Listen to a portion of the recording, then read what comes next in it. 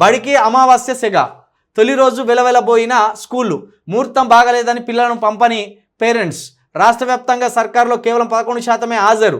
టీచర్లు 62% మంది వచ్చిన స్టూడెంట్స్ నిల్లు. పలు ప్రైవేట్ స్కూళ్లకు ముందే సెలవు. 17 నుంచి మొదలు కానున్న సందడి. 1116 బడుల్లో ప్రారంభమైన బ్రేక్ఫాస్ట్ స్కీమ్. పలుచోట్ల ముగ్గులు పెట్టి ఆరతి పట్టి పిల్లలు టీచర్లకు గ్రామస్తుల స్వాగతం. సర్కార్ బడికే పంపుతామని పలు పంచాయతీల ఏకగ్రీవ తీర్మానం. చిత్రం చేసిండా నిన్న. స్కూళ్ళలో పోరగాన్లు వస్తా అంటే పూలు చల్లుతాను. మరి ఇదేందో అర్థమైతలేదు. పోరగాన్లు ఇప్పుడు విద్యార్థులు స్కూల్ బ్యాగులు వేసుకొని స్కూల్లో అడుగు పెట్టగానే పూలు చల్లింది వాళ్ళ మీద. మరి ఏందో వాళ్ళని ఎంకరేజ్ చేయడానికా లేకపోతే మరి ఏంది అర్థమైతలేదు.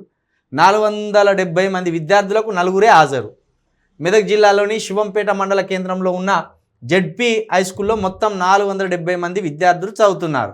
సోమవారం స్కూల్స్ రీఓపెన్ అయినప్పటికీ అమావాస్య కావడంతో 4 విద్యార్థులు మాత్రమే హాజరయ్యారు.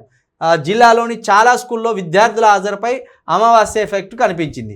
నిజాంపేట మండల కేంద్రంలోని హై స్కూల్లో 280 మంది విద్యార్థులకు గాను 4 మాత్రమే హాజరయ్యారు. ప్రైమరీ స్కూల్లో కేవలం 20 మంది మాత్రమే వచ్చారు.